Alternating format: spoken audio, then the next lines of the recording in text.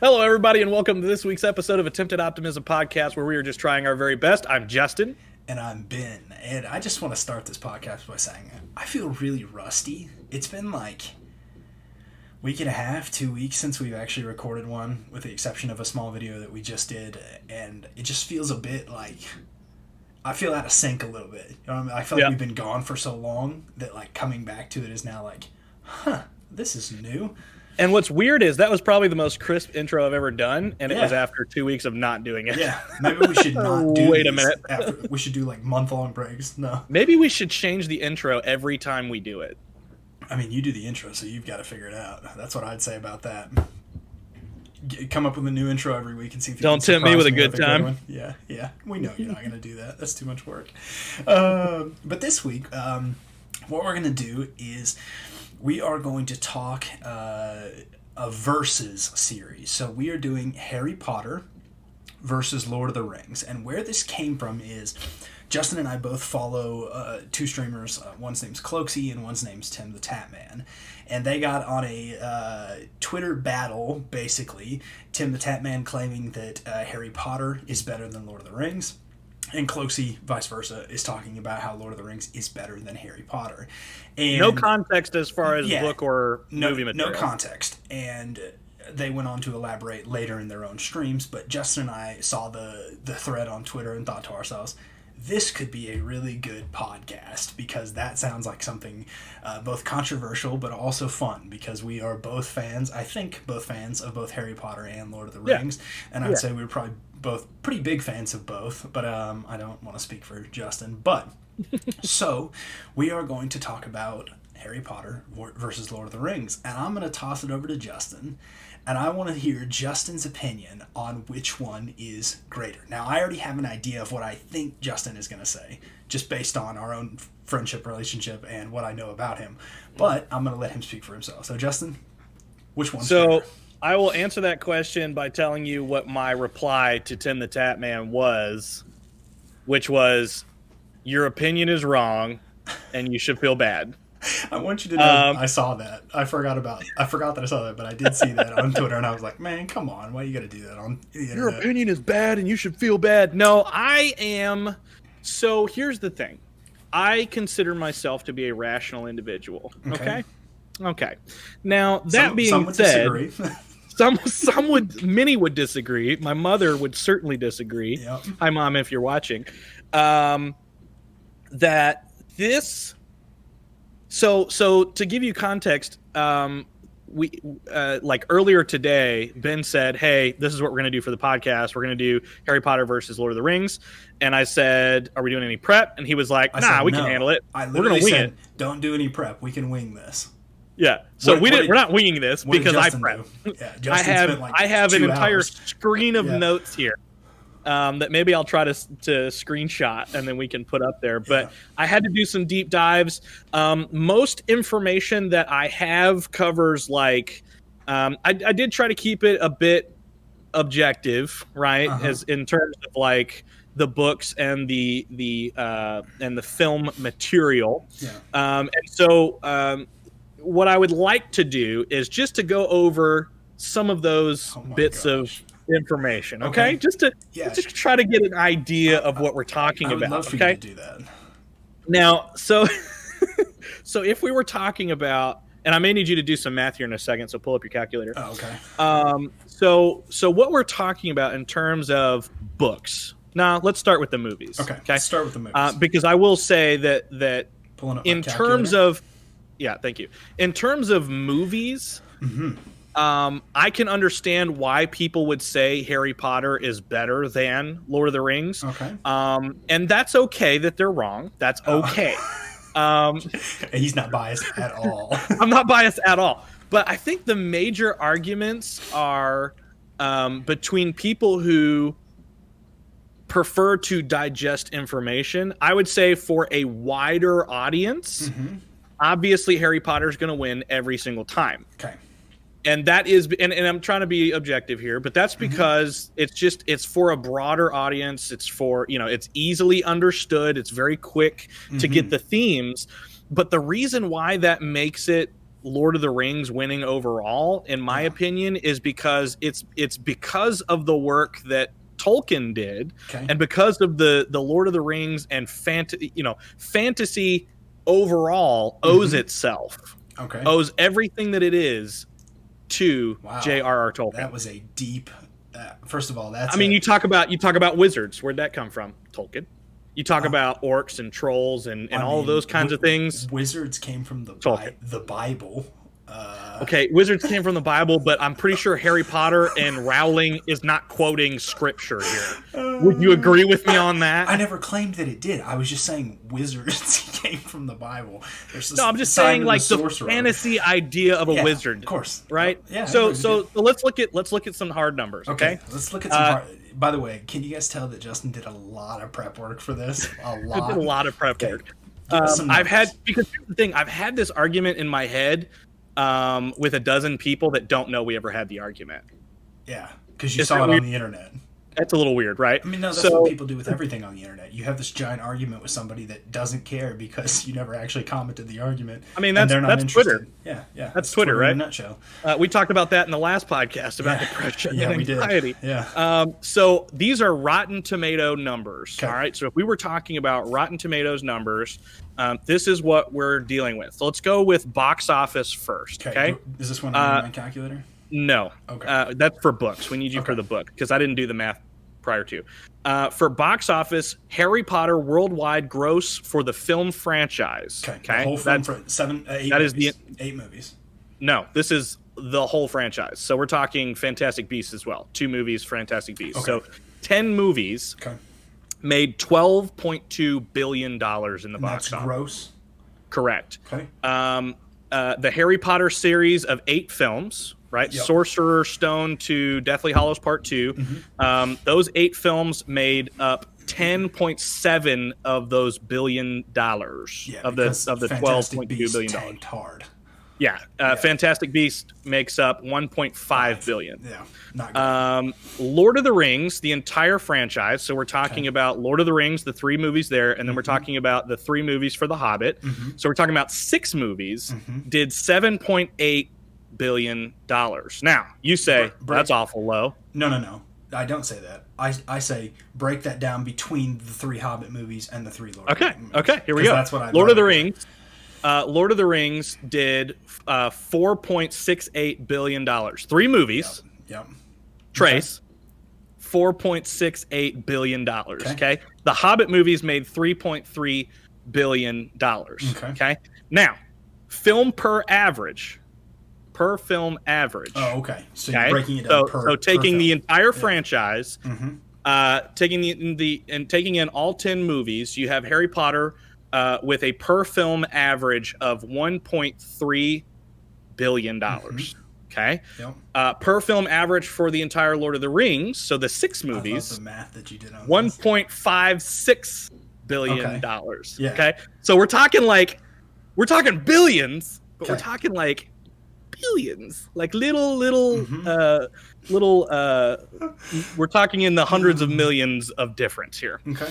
But Lord of the Rings does come out on top in terms of like per movie average, which I think is more important, but mostly let me interject. You want it to be more important. I want you to say I want that to be said. You want it. Look, I'm giving you the numbers and then I'm going to tell you how I feel about it, which is I already know how you feel about it. It's a W. It's a W for Lord of the Rings on that one. Now we get to the book sales. Okay. And the reason I rope all this in with Rotten Tomatoes is this was all reported from a Rotten Tomatoes video that I did watch all 19 minutes of. Books. Okay. Harry Potter sold worldwide 550 million copies. 550 million.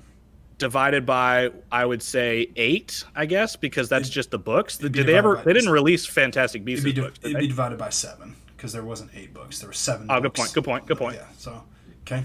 All right. So divide that by 7. Keep that number, and then you have Lord of the Rings with a measly. Hang on 1 second. Are you trying to write something down now? Yeah, I just need to know. Okay, I just realized I just realized for those on YouTube, I'm doing Trump hand right now for some reason. Put that away. Okay, I don't know why I'm doing that. I've got the amount for the Harry Potter books. Okay. All right. So then we have Lord of the Rings, which did a measly 250 million copies worldwide. And how many books is that including? Do you know? Trace. So it's just for the 3. This is for the Lord of the Rings series only. Okay. So do that math. Yeah, I've got it for you. So the 3, if I did my math correct, the 3 Lord of the Rings books, 83 million. Nice. So 83 million per book, basically, right? Is that right? Mm-hmm. Yeah. Mm-hmm.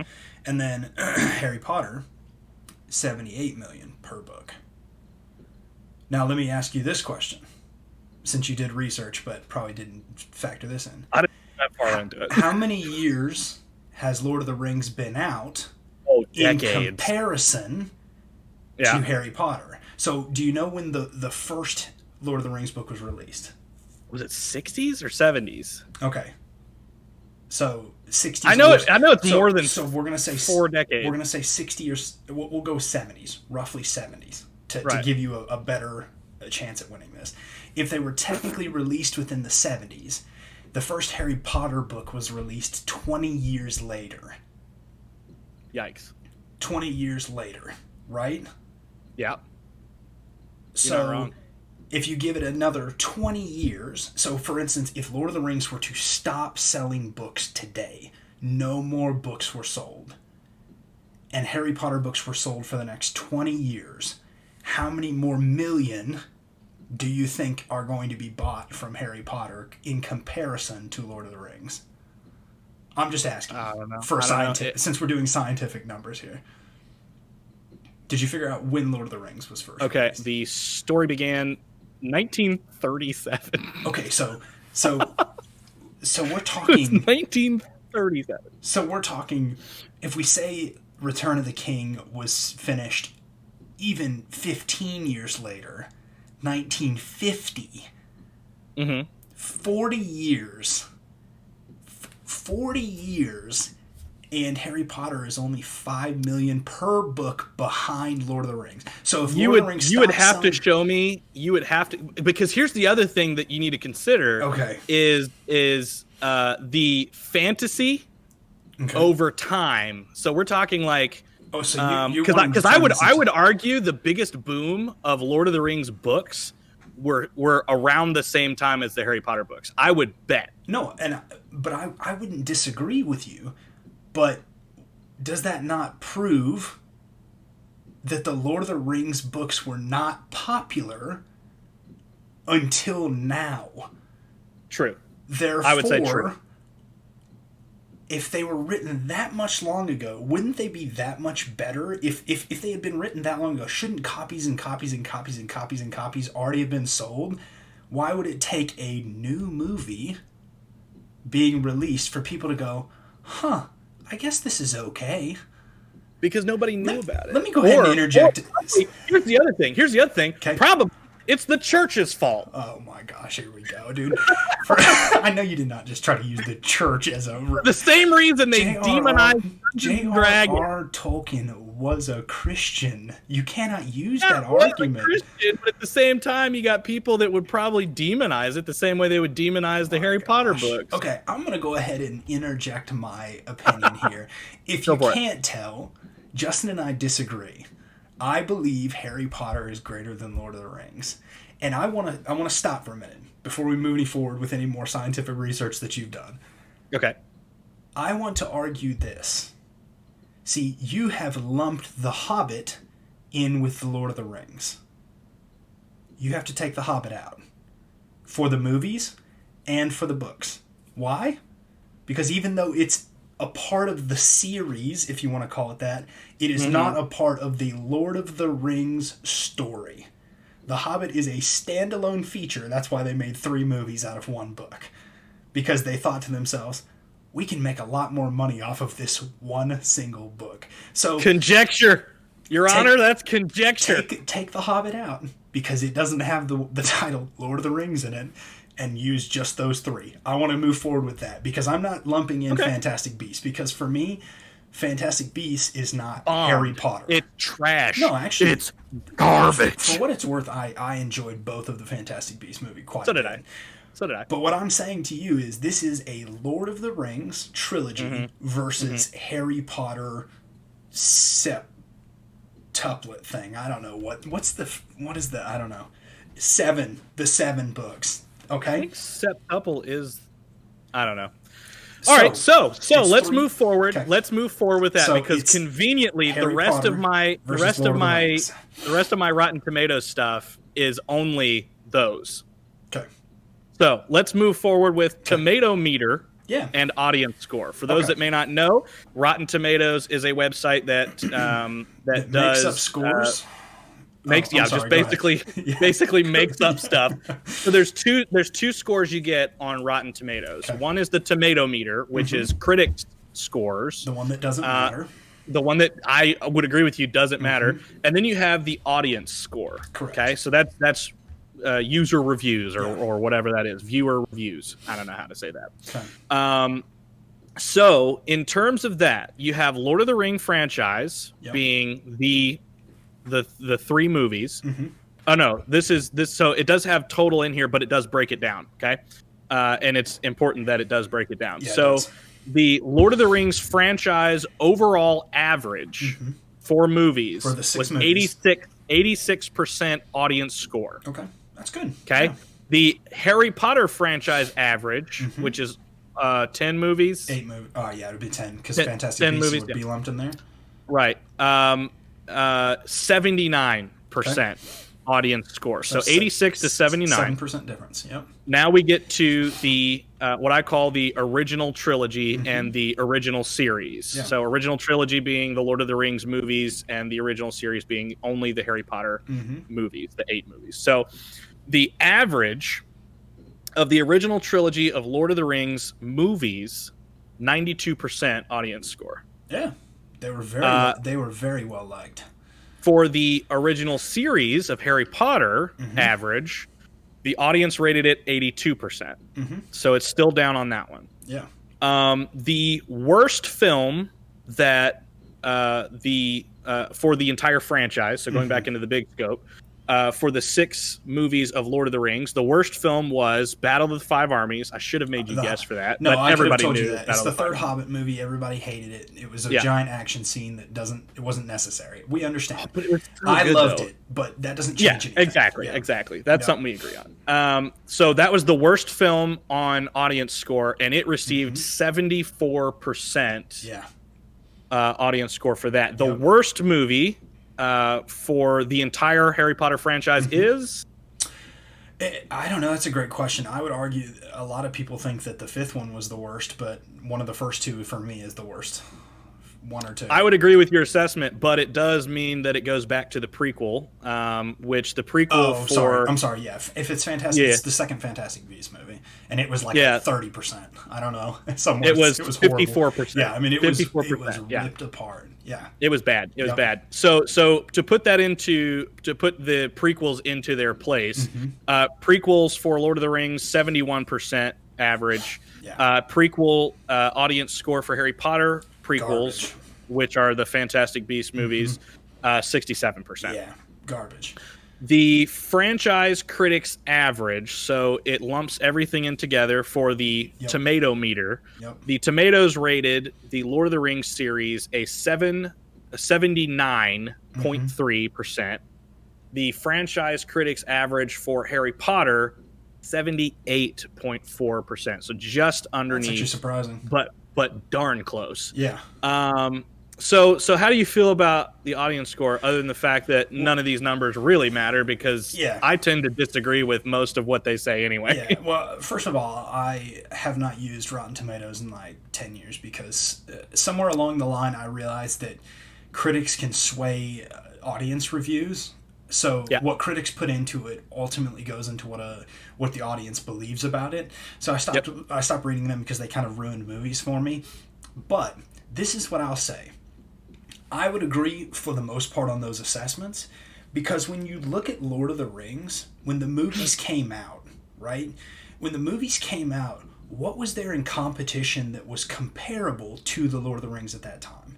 Harry Potter. Virtually, no. I mean, not really. The first movies came out the same year, I think. We're talking Lord about of the Rings and the Sorcerer's Stone. Okay, so the first Lord of the Rings movie. Yeah, I believe they came out the same year. Okay, so but here, check that.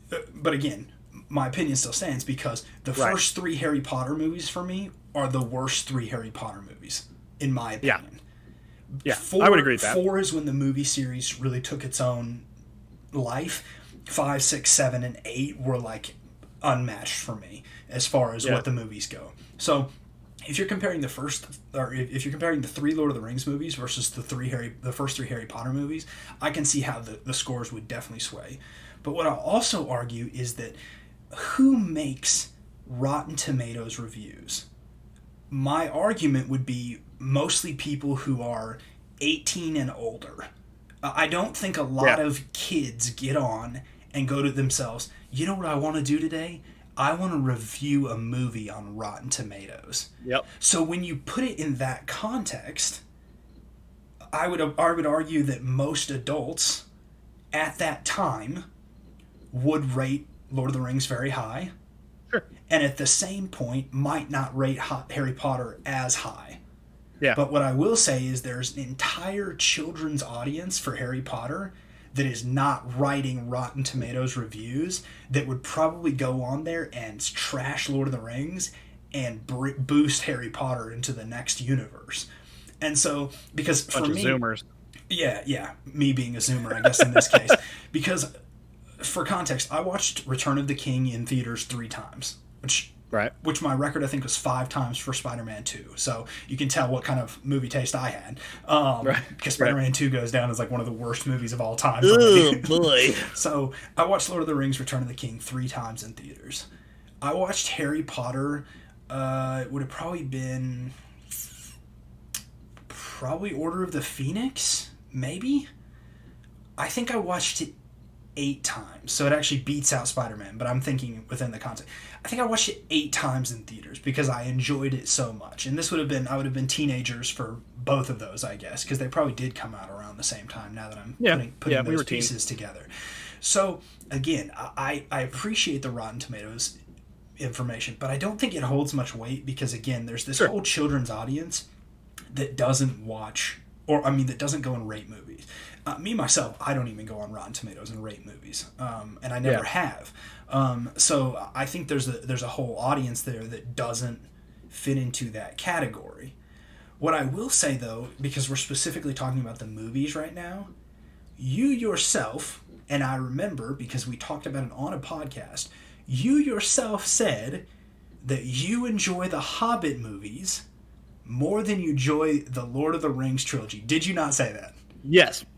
Okay, so that in and itself... But that's because I'm a heathen. No, but that in and of itself is an indicator to me that as a Lord of the Rings fan, because you're a much bigger Lord of the Rings fan than I am, and I'm a Lord of the Rings fan, that indicates in itself to me that the movies are less or not as good as the Harry Potter movies. Because if I were to sit down, my choice would be, in this order, if we're talking about these series, I would watch, and this is going to be sacrilegious, I'm sure, I would watch the Harry Potter series, start to finish, first.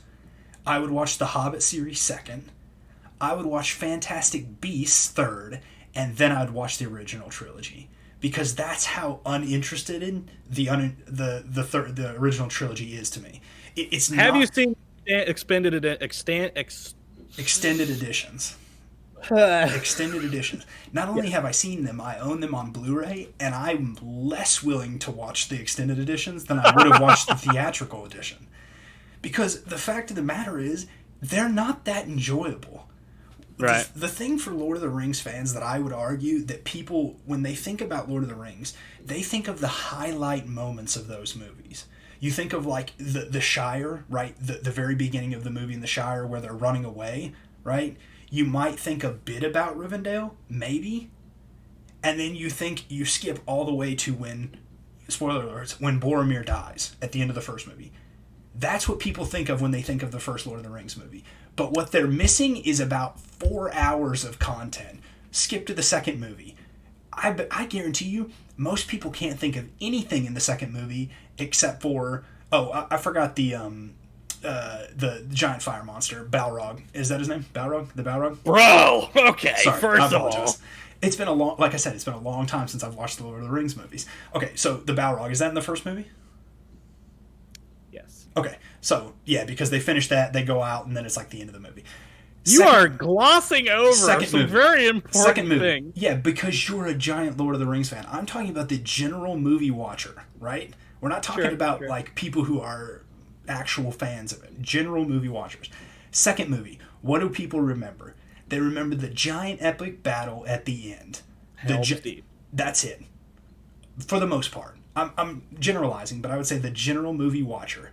And then the third movie, what do we remember? Specifically, all I remember, and this is terrible, but this is so how long it's been since I've watched those movies. What I remember is the giant, whatever they're called, flying around. The giant, you know what I'm talking about. Oh, I know what you're talking about. I'm just letting you struggle. Tell me what it is. The Nazgul. Nazgul. I was thinking Nargul, but I don't know what that is. Narwhal. It's kind of like a narwhal, but no, I mean, that's what I remember. And then, of course, I remember like the final scene, which would be the whole struggle within the mountain and Frodo getting his finger bit off and that whole deal, right? But at the end of the day, the casual movie watcher can't really remember much beyond that, specifically because of how long the movies are, which I would agree is the right decision because of how long the book is, which I have read. But I would also argue that like the casual movie watcher doesn't sit down and go, you know what I want to do this week? I want to watch 15 hours of Lord of the Rings in the 3 movies. And might be a greater number than what it is, but I mean, it has to be close, 4 to 5 hours for the extended editions. Well, but you think about it, and then you think about how long it takes to get through all of the Harry Potter movies, because the casual watcher, if they're going to watch one of the movies, they're going to watch all. Because if they're on TV, I agree with you. Then they're only going to be on TV for a marathon, and then you're just going to sit there and watch all. Okay, I agree with you. But how many casual watchers do you think sit down and watch all 8 Harry Potter movies before they watch all 3 Lord of the Rings? And I can answer that because I do it every year. I watch all 8 Harry Potter movies every year. We had when we were at the seminary. Yeah, but you're not a casual movie watcher, are you? I'm not much of a movie watcher at all anymore, if I'm quite honest with you. So I guess I am a casual movie watcher. I can't name to you the last movie I saw in theaters. I don't know. So let's change gears here. No, right? I'm not done. Let me finish my final point because I feel like get to your final point before tomorrow. I feel like I know you're getting bulldozed and you're going to try to bring it back. I'm not getting bulldozed. I'm about to show you. I'm about to wreck your day, son. No, you're not. So my final point is this.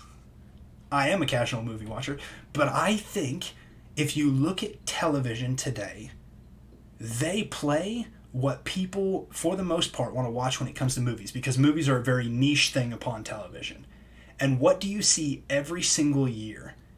Every single year, there is a Harry Potter marathon on television that is broadcast, because people want to watch that. And networks know if I put Harry Potter on my channel, it's typically around October or November, people will sit and watch it.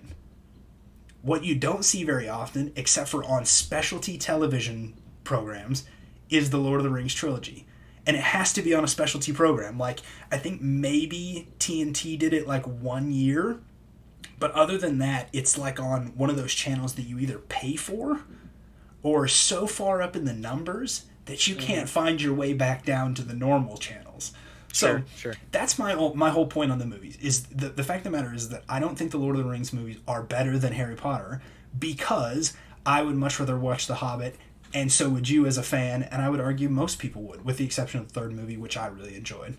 I still don't quite see the hate for the third Hobbit movie. It's kind of weird to me that so many people disliked it. I think it was great. I thought it was incredible. Like, yeah, it's not quite according to the books, but at the end of the day, it's a great book, or a great movie. So that's my point on the movies. I'll let you go ahead and try to derail the thought process. I'll derail your process here. Here's your process. Okay. You think that Harry Potter is better than Lord of the Rings because the casual watcher would not prefer to watch that over something else. I wouldn't. No. I think you're miscategorizing. I think that is one reason why it is better. But it is a reason. Oh, yeah. It certainly fits into that. So my reason to you would be that doesn't matter. Mm-hmm. Because when it comes down to it, if what we're talking about is like ease of watching, sure, your boring movie series is something that people watch through. You enjoy I do enjoy it, but I enjoy Lord of the Rings more. Says the guy who would rather watch Hobbit, Lord of the Rings, and then the Harry Potter series. Yeah. Because and it's something that you alluded to earlier, was that it doesn't get interesting until the fourth movie. No, I said I don't particularly enjoy the first three movies. No. Run it back. I don't particularly enjoy. I'll try to put a clip in there to see if I actually stumble upon my words. I don't think particularly the first three movies are that good. I really don't. I enjoy the third one, and I would think that most normal, sane human beings would agree with that assessment. Hey, Chelsea, did you hear that? He called you crazy. Look, that chick knows she's crazy. Thank you for coming to the mostly because I'm out of arm's reach, and because of COVID, I don't see her anytime soon. Next time she sees you, she'll probably kill you. And fight me, girl. I'll have to get a new host for this show. Fight me. We're taking applications. Just send me an email. So let's get into like people who actually enjoy cinema. So let's talk about the Oscars. No, okay. Let's talk about no.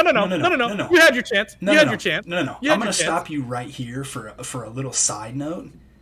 The Oscars is not a good recognizer of actually good movies. Go look at their best film for like the last 10 years. Okay?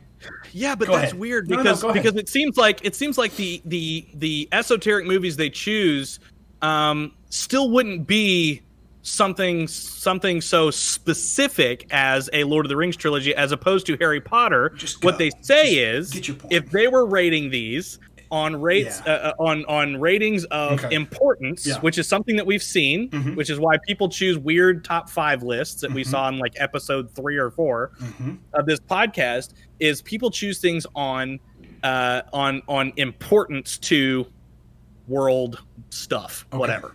Okay. In terms of awards, Harry Potter nominated for 7 Oscars. All 8 movies nominated 7 times for an Oscar. Great. And they won 0. Yeah, I believe that.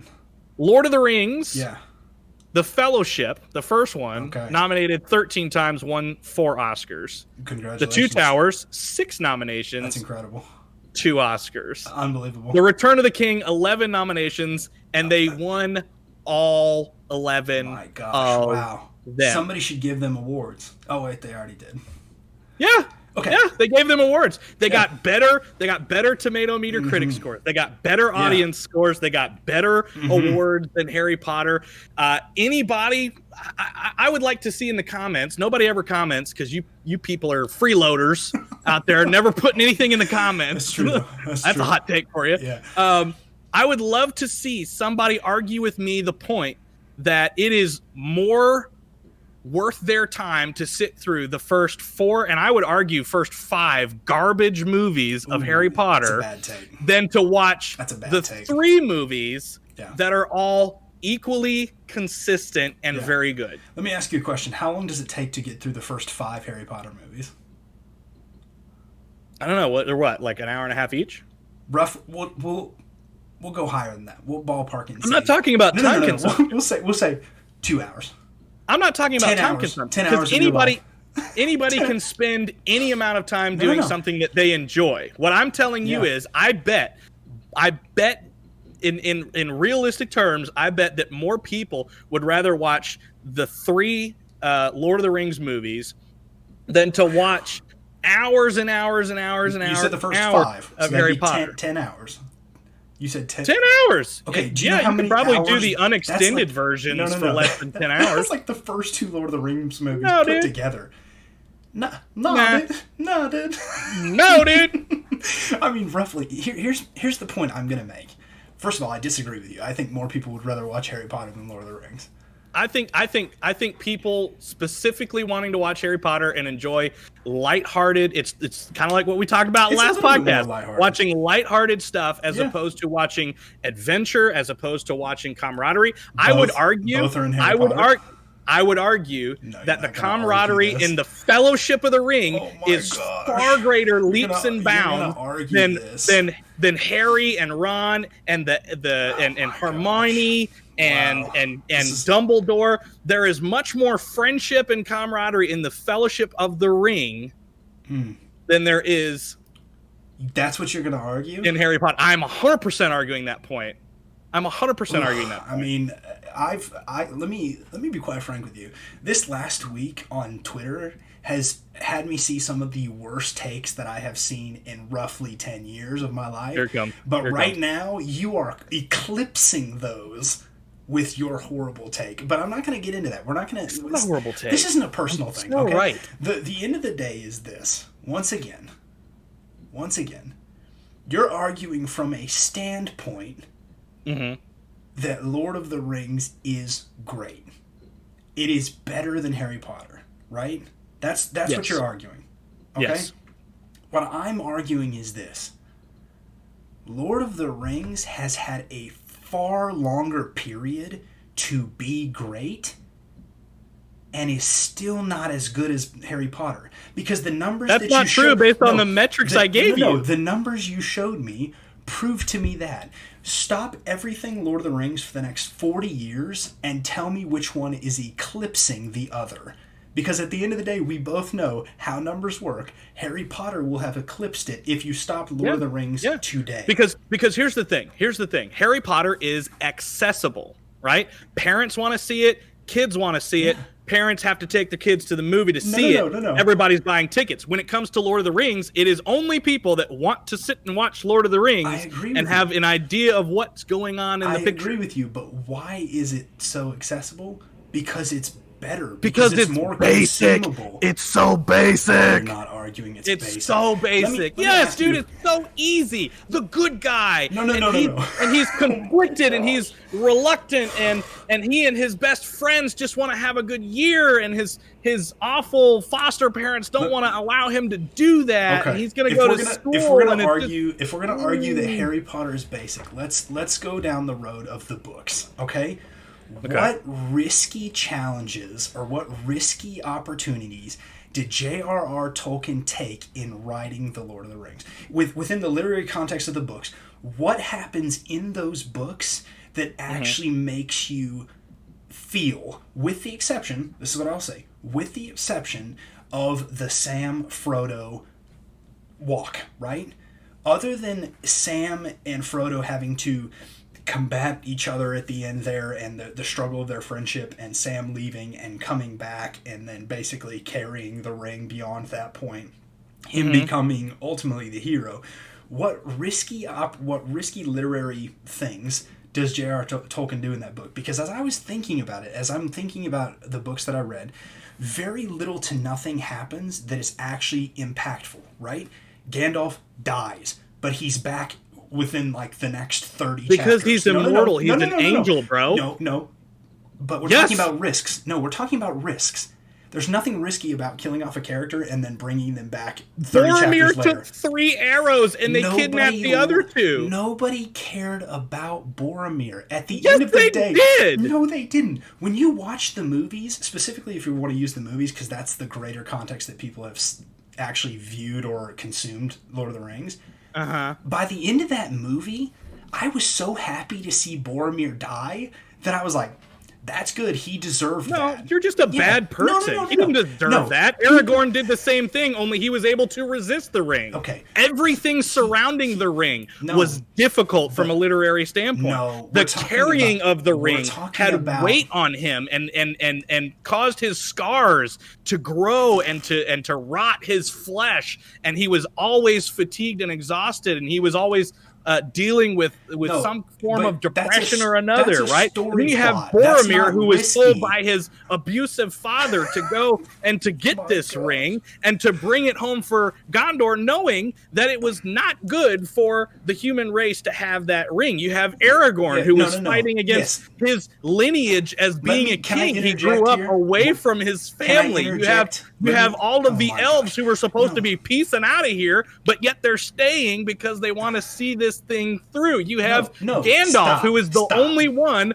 of four other wizards who wants to do his job. And then you have Saruman. No. Stop. Listen to me. What you're describing is the book. That's just building characters and the movie. Shh. You're just building stories and characters. Nothing about that is risky. That's just telling the story. Risky. That's subjective. What in it are you reading and going, holy cow, I cannot believe he made that choice? Because at the end of the book... What about Harry Potter? Give me some Harry Potter choices. At the end of the book, every main character that you liked is alive. Every main character that you liked is in a good place. Who's dead?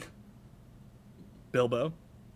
He's not dead by the end of the thing, is he? No. And at the end of the day... Theoden dies? No. What you're doing is you're naming side characters that everybody's kind of like, yeah.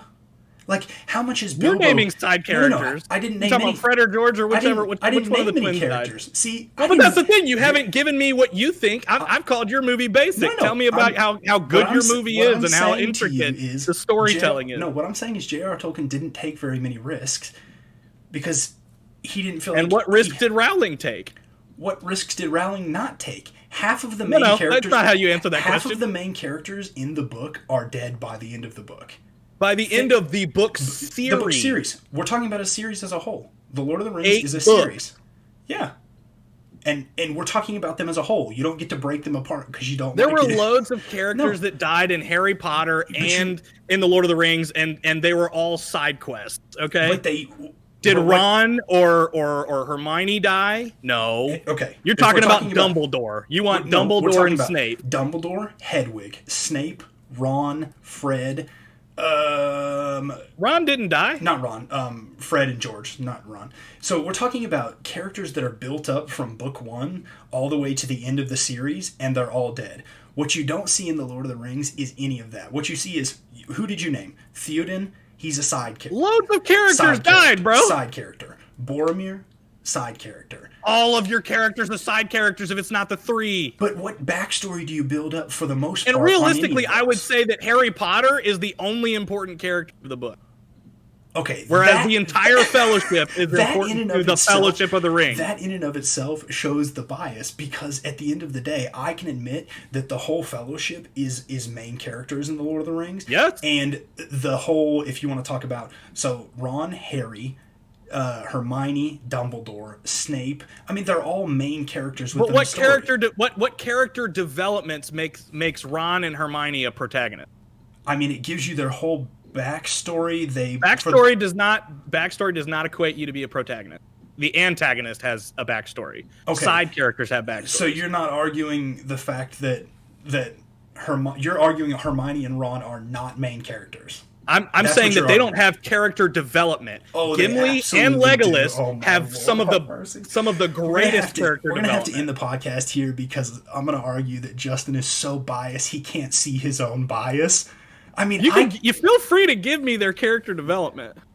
I'm not going to sit other here than watching your brothers die. I'm not going to sit here for the next 30 minutes and describe the character development of 2 characters in Harry Potter.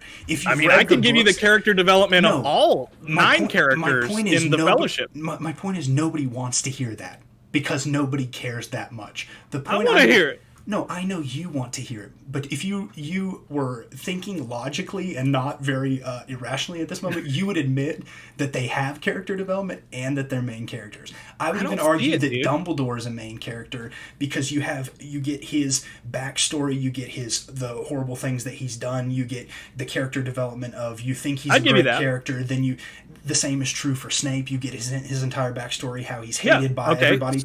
So those You get the guys, same- but you where's get the same- Ron and Hermione, the two people that are supposed to be in one ship with Harry Potter? You're arguing Ron has no character development, when the fact is, so at the very beginning he's like this really dorky doofus redhead kid, and then by the end of it he's become this, like, him and Harry go head to head, if you're talking about in book 7, where they disagree and Ron leaves, right, because he doesn't want to be a part of this quest anymore. That's about Harry, though. That's not about Ron. No, it's absolutely about Ron, because then as he comes back, he becomes a central character that helps destroy the Horcruxes in book 7. He helps. Okay, but the same is true. I mean, you could say the same thing for Lord of the Rings. They help. No, they help each other out, but they all have their individual character development and backstories. So do the ones in Harry Potter. You Not get the all same, of them, bro. You get the same for Hermione as in book. I think it's book 7 or maybe book 6, where she has to go back and wipe her family's memory so they don't remember her, so that they don't get killed because of her in this war. So that she can be with Harry Potter and defeat the Horcruxes. I mean, you can do this all day if you want. So that's that like they can that's be like with, so not they even can be character with, development. That's accessibility. That's what's the word I'm looking for there? That's tying up loose ends so that we don't have to worry. That's what D&D characters do. When you play D&D, you kill off your parents, and you got to be an orphan so that you don't have them in the story at all. That's what happens. They were cutting off loose ends. I'm gonna be honest with you. You exhaust me because this is why you exhaust me, because you know that you would agree with me on a day we weren't arguing this, but because we're trying to break down which one's greater, you're specifically trying to break down a theory, even though you know it's right. Even though you know there's Harry. Let me finish. Even though you know there's character development and there are more than just Harry in the story, you are specifically trying to break it down because you don't want to be wrong. But at the same time, I'm not arguing that there is not character development and backstory in Lord of the Rings. My initial point was the fact that he doesn't make any risky moves. You agree and with neither me. does no, Rowling. Absolutely she does. Absolutely she does. It's okay. Basic. Oh my gosh. Okay, basic is not a bad thing, because if anything, Lord of the Rings has proved. So you're admitting that it's basic? I think there are certain basic elements, absolutely. But what I'm arguing is that the Lord of the Rings is not greater because people don't necessarily want to consume it. When was the last time you actually read the Lord of the Rings books? I am currently reading through The Two Towers. Okay, so you right now, when do you think the average person last read Lord of the Rings? Because at the end of the day, most people don't like to read that much anymore, I would argue. There's a lot of people who just don't particularly like to read. Mm-hmm. And when you pick up the Lord of the Rings, specifically the Fellowship of the Ring, what you quickly find out is that book is not as enjoyable as what people would make it out to be. It's not as accessible. No. It's not as enjoyable. I am a Lord of the Rings fan. Everything about Harry Potter is relatable. Everything about the Lord of the Rings is not relatable because it's in a whole different setting where you don't know the rules. I disagree with you because you do know the rules in Harry Potter, though. I read all the time. I love to read. I've got a giant stack of books over here. These are all comic books that I love to read. I love to read. But when I pick up the Lord of the Rings book or I listen to the Lord of the Rings audiobook, what you quickly find out is you get to a part in the Fellowship of the Ring where you simply go to yourself, I'm not enjoying this. You do. Yeah, that's what I'm saying. I'm not enjoying this. And I would argue that a lot of readers get to that same point in Lord of the Rings because they get to a point where they're going, what is the point of this in the greater context of the story? And you know what I'm talking about. It's so vital. You know what I'm talking about. Is concise. What part am I talking about in the Fellowship of the Ring? I don't know. Because everything in those 3 movies or in those 3 books is vital to the story. Everything. You're going to argue that. You're going to argue that when there's give me something to go on. Like 5 chapters of just poetry as they're stuck in the woods. Yeah, dude. The poetry tells you the story of the world. It tells you what's going on. It tells you where you're at. This is what I think. So you're drinking because you're wrong, goodness, and you need I'm time not- to come I'm up not with drinking another because I'm thought. wrong. I'm drinking because the average person, not a fan, a super fan. I don't care about average people No. anymore. We're talking you and me. No. You We're and talking, me. This You is, and me, a big this guy. is in the greater context. We're not talking me versus you because we both agree to disagree. I think Harry Potter is greater. You think Lord of the Rings is greater. We're talking about in the greater context, the average person. If you sat them down with the Fellowship of the Ring and Prisoner of Azkaban and said, which one do you want to read? The average person, I would argue, would pick the Prisoner of Azkaban. Well, the average person elected a... Never mind. And we have to cut the podcast at this point. See, you're so heated you can't even see through your own irrationality. Man, I'm gonna apologize. Yeah. I was taking some shots there. I know where you're at. See, you're so irrational you can't think through it. My point is that just because it's more accessible and because the average person would choose to read that over the book does not make it better. And in fact, I think that Lord of the Rings is more vital. It is more concise. Okay. And everything that happens in the Lord of the Rings novels is important to the story. I won't say necessarily the movies because there's always stuff added in there. But when it comes to the books, the text itself, there is more important stuff that happens in a shorter amount of books than the Lord of the Rings books, than the Hobbit books, where you have arguably... The Harry Potter books? You've just said the Lord of the Rings, then the Hobbit. I'm talking about the Harry Potter books. Oh Yeah. my gosh, I'm actually like I think there's a vein sticking out in my head. You've bursted a blood vessel because you're so passionate. Then the Harry Potter. I think Harry Potter is it's good, it's great, it's accessible, and it's interesting and it's relatable. And I think those terms, then it's easier for people to see that Harry Potter is better. But it is not better when you dig into it and when you look at it for the importance of the story and when you look at what goes on. I can tell you that like stuff that I saw on this argument was most people were arguing that the Harry Potter movies were more interesting because they had very interesting details and the pictures moving and they had a whole bunch of stuff in the background. And I would say to you, half the time I had to rewatch parts of the movies so that I knew what was going on, because there's so much stuff going on in a scene.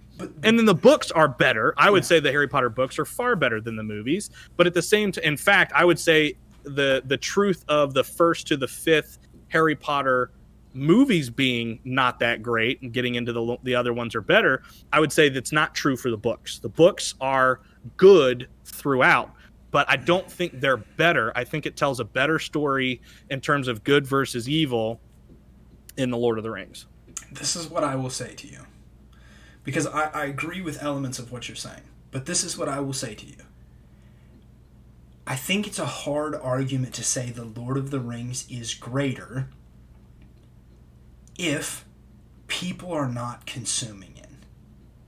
Because the fact of the matter is, we can have this argument because both of us have we've dug deep into the content, right? I've read the books, you've read the books, we've watched the movies. We've both watched the movies, right? We know some of the lore for both. You know more Lord of the Rings lore, I know more Harry Potter lore, so on and so forth. But at the end of the day, it's hard to argue Lord of the Rings is greater if at some point people just stop consuming it because, one, the books can be incredibly difficult to navigate through. They are, for me as a person who loves to read, at parts of Lord of the Rings, they feel like a chore to me.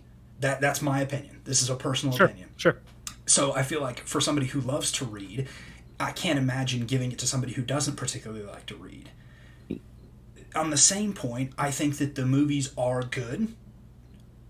But again, when was the last time I picked it up? I can name 10 movie series that I would rather watch than Lord of the Rings. And some of them came out far longer than, I'd rather watch Back to the Future, Star Wars. I'd rather watch the first 4 Transformers movies. I mean, because the Lord of the Rings movies, again, much like the book, at times feel like a chore to me.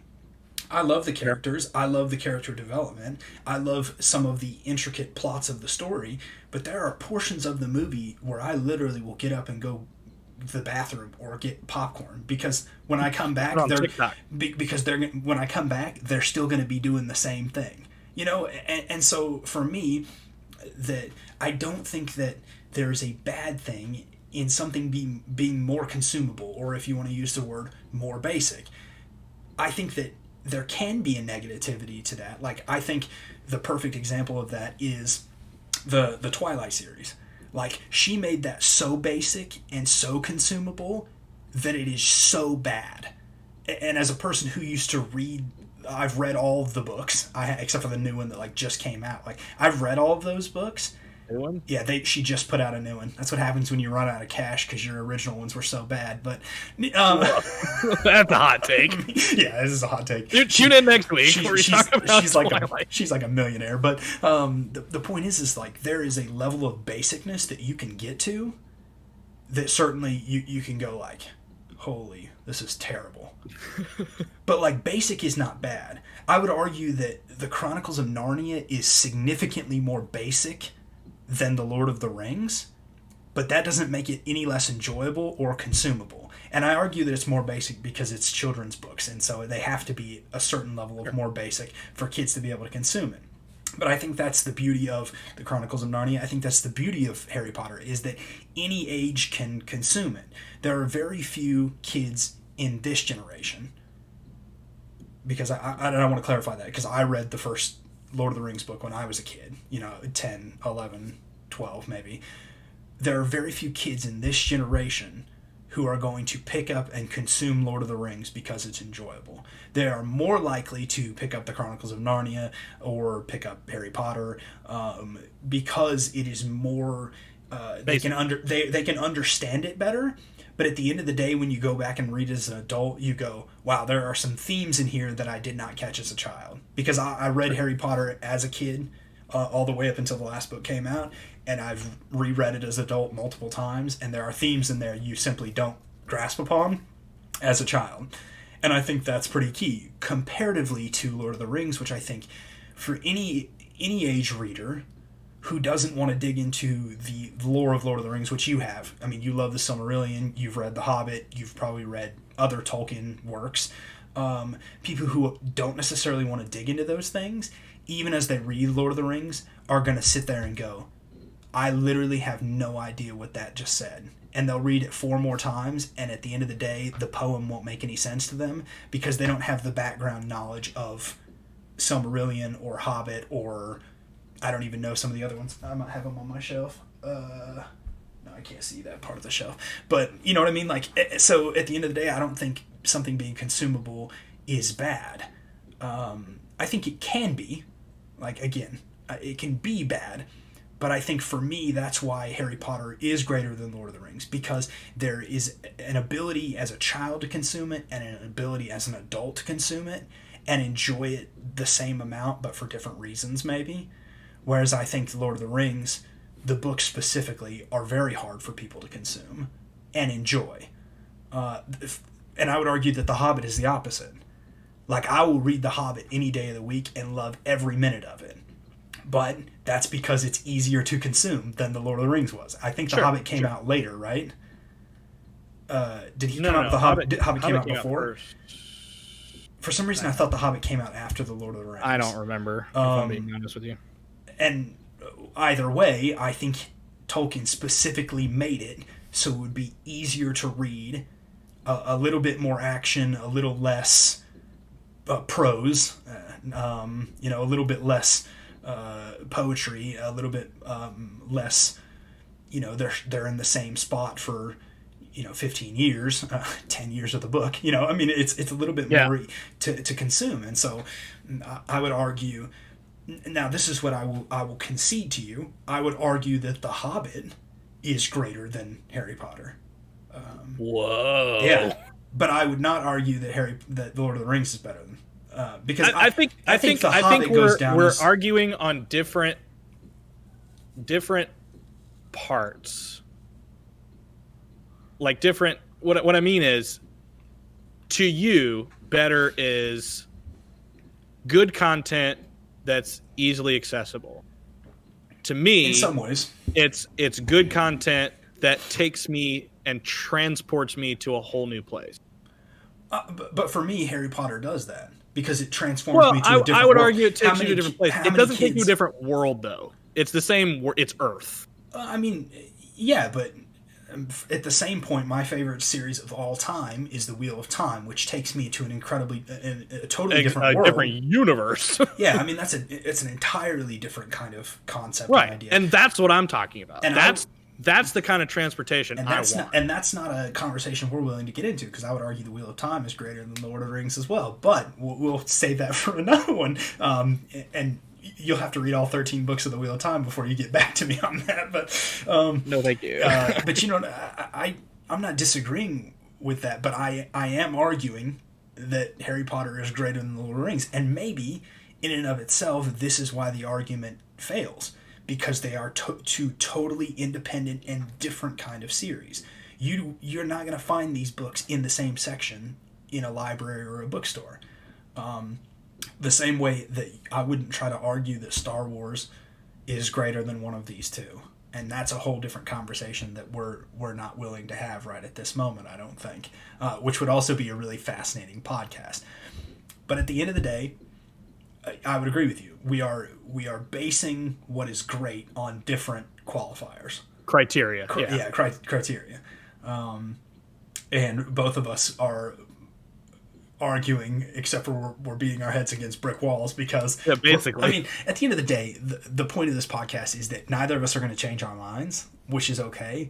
And in 10 minutes time, we're going to go play video games together. And arguably, we're still going to really enjoy both Harry Potter and the Lord of the Rings. Yeah.